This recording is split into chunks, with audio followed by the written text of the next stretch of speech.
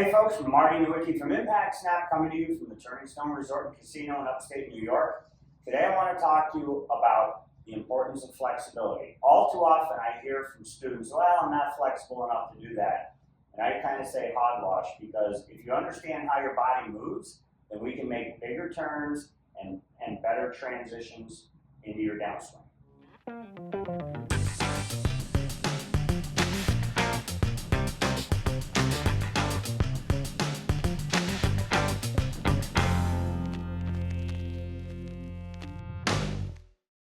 So I'm not flexible enough to do this stuff. I hear that quite a bit, and I really try to explain to people, if you understood how your skeleton moves and how it functions, we can make a pretty simple 90-degree turn without all that much effort. If I take my left knee and the left side of my pelvis and I turn it in, okay, so now I'm allowing the knee to move in, I'm allowing the foot to come up, that allows the other half of your pelvis to start turning back. A simple drill I have people do, even without a club: slight knee flex, slight amount of forward bend, take your trail hand, reach it behind you, and then take your lead hand and throw a punch at about a 45-degree angle. Even if this foot comes off the ground, I think if people understood that for me to turn my pelvis, my spine itself has to turn. And a simple exercise I have people do is put their hands up against a wall without moving their head or their eyes, move their pelvis without their chest or their head moving. A lot of times I'll say, turn your pelvis, and I see this. So it's getting aware of what's moving and how it's moving and controlling those body parts. Simple test would be lift your right arm up. There. I mean, there's so many connections that your brain and your nerve endings have to make just to make those simple movements. So here, put your hands up against the wall, practice turning your pelvis.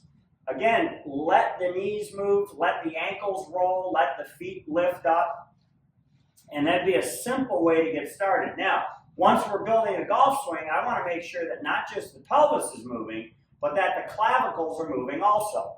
So when I take it back, I'm letting my whole spine turn with the exception of the top 2 or 3 vertebrae. That way I can stay looking at the ball. So if you get the understanding that it's your spine that's turning, that's what moves the pelvis in the backswing. We could do that in the downswing if we were hitting a pitch shot, because that's going to help me to increase my range of motion with my arms. Other videos we talked about the importance of the pelvis and the knees, how they have to move so that I can maintain that radius. So backswing, we can sense that our spine is what's moving. Downswing, that's when we get into the more intricate moves of how the knees, the pelvis have to move in order for you to be able to rotate. Watching our other videos, those 3 kind of keys on the downswing into the transition. First, we'll see a little bit of separation of the left knee and the left side of your pelvis so that the knees are level.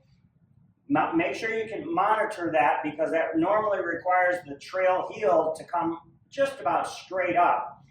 That allows the pelvis to turn.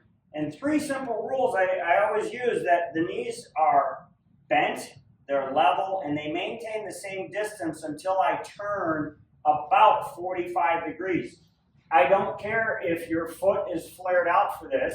I don't care if both feet are flared out. Look at old footage of Sam Snead.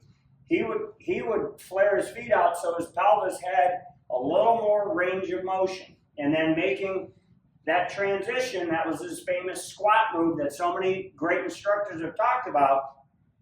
That squat move would involve bent knees, level knees, and spacing between the knees so I can continue to turn my pelvis and then push up.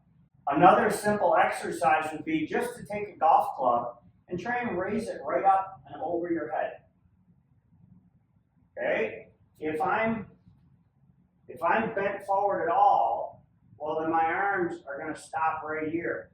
But if my pelvis pushes forward and up and my spine goes into extension, well, that allows me a much greater range of motion. That would be a real simple exercise to do at home. And monitor yourself. How high can you get before your arms get stuck or stopped? The goal here would be be to get your arms as high as we could with both hands on it. It'd be a great, great stretch and exercise. If your shoulders are tight, go to your gym, find a bar that you can reach up above. Keeping that bar in one stable position, I want you to practice. Obviously, the bar in the gym is not going to move, but see how far can you turn your body without your hand sliding off the bar. The shoulder joint is a very complex joint, and that can really help to lubricate. I always like to use the word WD-40. You know, we want to make sure that the shoulder's in a position where it can move still. We don't want it to lock up. So that'd be a simple exercise for you to test the flexibility of those shoulders. So in closing, we've given you a few simple drills to do. Get your pelvis moving, get your knees moving, allow your joints to move. Remember, the backswing, it's your spine that's actually turning. Downswing, if I want to apply some pressure and some force, well, I need my feet moving, I need my knees moving. That in turn helps to move my pelvis so I can push into that nice finish. I'm Marty Nowicki from Impact Snap, coming to you from Turning Stone.